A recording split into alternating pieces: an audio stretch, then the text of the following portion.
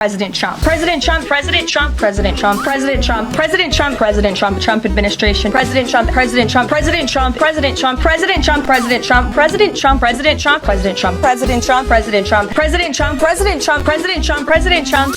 In a perilous time like now, it should give you comfort that the individual who can't even pronounce her boss's name correctly is our voice, is the one who's tasked with navigating with words our country through this moment. Oh goodness.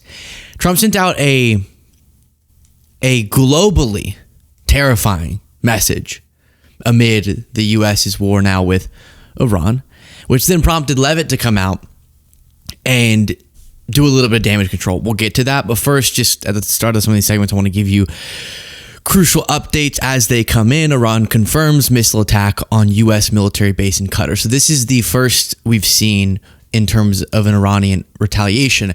And from what we understand at this point in time, luckily, these were intercepted and there haven't been casualties reported. Iran launched multiple missiles against American military bases in the Middle East on Monday in retaliation for the U.S. strike on its nuclear facilities this weekend. At least 10 missiles were launched towards Qatar, where we have a military base, and at least one missile launched toward Iraq. And as of where things stand now, you have the Foreign Ministry of Qatar issuing a statement saying Qatari air defenses thwarted the attack and successfully intercepted the Iranian missiles with no injuries or deaths reported, which again is what we could hope for, is all we could hope for. Now onto this, with that update out of the way, onto this topic that we went through on the morning show. Remember, J.D. Vance was just saying this. But our view has been very clear that we don't want a regime change. We do not want to protract this or build this out any more than it's already. We do not, he says, want a regime change. When you hear regime change, you're thinking, there's a big difference between just striking because of a threat that you're saying is present, even though we've already covered, which is a part of why I'm so concerned about Trump's decision-making here, that it wasn't because of an intelligence shift and an imminent threat, which would then make this necessary, but instead a vibes shift. Him seeing on Fox News, oh, these images of Israeli strikes, super cool, we should join this. And if it's just a vibe shift, then the idea that his vibes might be shifting towards this is why Karoline Leavitt was having damage control, which is him saying it's not politically correct to use the term regime change. But if the current Iranian regime is unable to make Iran great again, why wouldn't there be a regime change? And then he does the make Iran great again.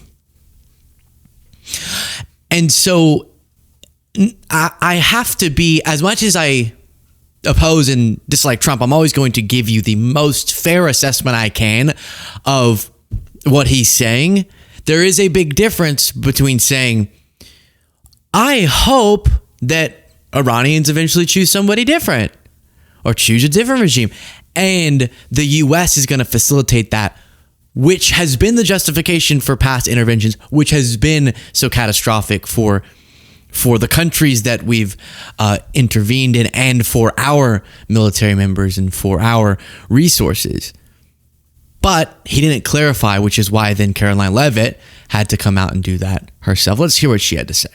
When the president is floating the idea of regime change, how does he believe that should be accomplished? Through the Iranians, the Israelis, or the Americans? The president's posture and our military posture has not changed. The president was just simply raising a question that I think many people around the world are asking. If the Iranian regime refuses to give up their nuclear program or engage in talks, we just took out their nuclear program on Saturday night, as you all know. But if they refuse to... It seems that might not be the case. I'll give you some updates later on that. Engage in diplomacy moving forward, why shouldn't the Iranian people rise up against this brutal terrorist regime? That's a question the president raised last night. But as far as our military posture, it hasn't. So that's damage control. And what's interesting is if we jump forward here, J.D. Vance back in March of 2022 said about Joe Biden. Joe Biden went to Europe and advocated for a nuclear powers regime change. And then 10 minutes later, his own White House had to contradict him. Seems like a big deal. And he was talking about Biden's speech on Putin, where he said this. Ukraine will never be a victory for Russia, for free people refused to live in a world of hopelessness and darkness. We will have a different future, a brighter future, rooted in democracy and principles, hope and light, of decency and dignity, of freedom and possibilities. For God's sake, this man cannot remain in power. God bless you all, and may God defend our freedom, and may God protect our troops. I was expecting him to say, and I just want to thank God. I want to thank God. And also America, as Trump did. So then Biden did have to clarify this statement, because he didn't even say regime change explicitly. He said, my God, this man must not stay in power or something. And he was like, no, I was just expressing, Russia cannot be great again until Putin is no longer in power, but we're not going to do that. Do you understand why people would believe you, as someone commanding one of the largest nuclear arsenals in the world, saying someone cannot remain in power is a statement of U.S. policy? And also, are you concerned about propaganda use of those remarks by the Russians? No and no. Tell me why. You have so much experience. You are the leader of this country. Because it's ridiculous. Nobody believes we're going to take down. I was talking about taking down Putin. Nobody believes that. Number one. Number two, what have I been talking about since this all began? The only war that's worse than one intended is one that's unintended. The last thing I want to do is engage in a land war or a nuclear war with Russia. That's not part of it. So when it was Biden just saying, gosh, this guy can't stay in power, but not explicitly using the regime change language, MAGA was saying, and I remember going, oh, well, he's going to have to clarify that. Because in any of these cases, when you're the U.S. president, well, it used to be the case that your words you really took seriously. Now we have Trump, who just throws out all sorts of words all of the time, and every single time it has to be put through a filter. So Trump speaks, and then all of his defenders come out and go, well, what he meant was, well, yeah. He said that Biden had died and that he was actually a robot, or he posted that. But what he was meaning was that Americans should really be concerned about oil prices, is what they do a lot with him. But it used to be the case that the U.S. president's words meant a heck of a lot, and the consequence is still there. And so you do want to be mindful. And now they're not so concerned with that sort of language. But yeah, do we all wish that Iran had different leadership? Yeah. Do I wish that Russia had different leadership? Yeah. Trump needs to be a little bit more specific, though, whenever he's articulating those points. Before playing this next Leavitt clip, if you appreciate the show, please do click the subscribe button. I appreciate all of you. This is an operation that presidents of the past have dreamed about, but no president had the guts to actually do it. But President Trump did, to take away this imminent threat, not just to the state of Israel, but to the United States and the rest of the world. So the country is a safer place today because of the president's bold action, and he has prevented a nuclear conflict. He has prevented a rogue radical regime from obtaining a nuclear bomb and threatening our... Again, that is the complete gap in intelligence. We have not been presented such evidence. But Ed Krasenstein said Karoline Leavitt is warmongering. Let's be clear, President Obama achieved far more with diplomacy than Trump ever did with threats. He didn't need to bomb anyone to get results because, unlike Trump, he actually knew how to negotiate. Despite Trump being the art of the deal guy, we were told under the Iran nuclear deal, Iran never enriched uranium beyond 3.67%, just as the agreement required. That held true until Trump tore the deal up, the JCPOA, out of spite for Obama, not strategy. This is one of the most true statements I've ever heard in my life, which is when you try to analyze it, Trump started coming out and saying we need a nuclear deal, and you're like, what specifically would you want for it to secure? And it was just redoing the Obama one, which I wish he had done, and we wouldn't be in this position. But it's going to be a lot harder to make a deal whenever you just scrapped up the other one, your first term. And the reason he ripped it up was just so that he could do another Obama was wrong about everything. Everything Obama did was terrible. Trump promised he'd get a better deal. That was over 7 years ago. Since then, he's repeated no more wars like a broken record, but he never delivered. He failed to negotiate anything, so he turned to airstrikes to make up for it and now pretends that's strength. It's not desperation. I think that's pretty accurate. There was also an op-ed relitigating some of these points for mediate Trump tearing up the Iran deal set off a dangerous chain reaction of nuclear instability. Now, that was years ago, and so I get that we can't just keep going back to that. It should always be a part of the discussion because it gives us good insight into how effective is he going to be in managing this situation. Well, he knocked down a domino that gave us a lot of worse dominoes since then. So that should be a part of the discussion. I get that. All right, well, what about now? That maybe was a huge mistake, but what about now? And that's where we get to, did he have evidence? He didn't, but that there was an imminent threat and that the nuclear capabilities were to the point that he's saying they were, despite his own intelligence community contradicting him. And that's where we have already reviewed the contradiction to that one. Then you have Fox News reporting this. Yeah, and the world awaits to see what that will hold. Jennifer, we have breaking news right now, and it's partially on what you were talking about. Qatar's foreign minister now has just announced it is shutting down its airspace to all commercial flights indefinitely. And we know just a few minutes ago that the U.S. issued a shelter-in-place order for Americans in Qatar. What does all of this tell you?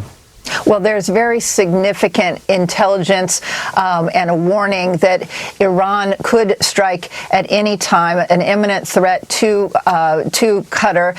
Of course, Qatar is where Al Udeid is. That's the largest U.S. military base in the Middle East. Normally, there would be 10,000 U.S. troops stationed there. Last week, we reported that most of the aircraft had been moved from Al Udeid. However, those missiles, cruise and ballistic, short and medium range from Iran would take just a few minutes to reach Qatar, and there's also the possibility of swarming drones. So right now, high alert inside Qatar. We've seen It's an extremely scary situation, and I gave you at the top of this what came of that particular attack. From what we know, this could change from when I am recording this to when I upload it and when the main show comes out, when the podcast comes out.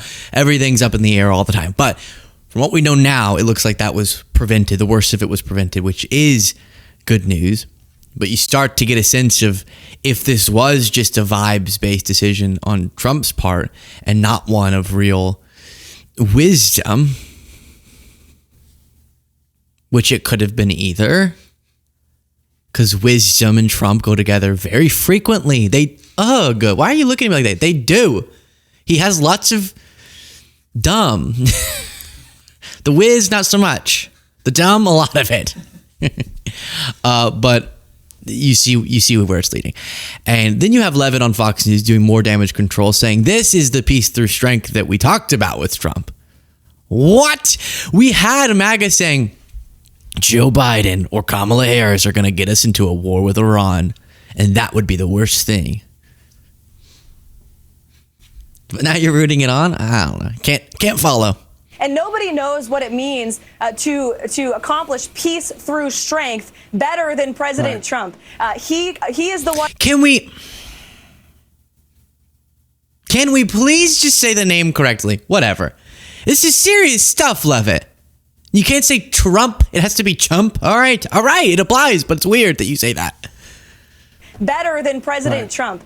He is the one who came up with that motto and that foreign policy doctrine, and he successfully implemented it in his first term. And this is one of many steps he is taking to successfully implement peace in his second term. She said that Trump came up with peace through strength. Grok said no, he did not come up with that. A Roman emperor did, and then George Washington used it, Reagan used it. But don't expect Trump to know that. And then I keep saying this, Gunther Eagleman is also saluting and really proud of Hegseth and Trump for not leaking, even though they had to craft their plans around the assumption that Trump was going to accidentally post a bunch of stuff on Truth Social about it. So I guess this is where we are now. Because some of the MAGAs we're going to get to later, Marjorie Taylor Greene, for example, are just completely speaking out against Trump now over this. But some of the people who their whole life is just cheering on Trump, no matter what, have to come up with, okay, what can we say that they, what can give people confidence? Well, they didn't leak, which, given that this administration has dealt with major leaking problems of specifically war plans, is a very weird thing to point to. We know Gunther, we know him, we know he is very MAGA. So this is not sarcasm, but otherwise I would assume it was a joke. Like, hey, all right, people are taking issue with a lot of stuff and the intelligence problems and the vibes problems and legality problems, not getting congressional approval when there wasn't an imminent threat and all that. But hey, it wasn't leaked on Signal. Woo! Share your thoughts in the comments.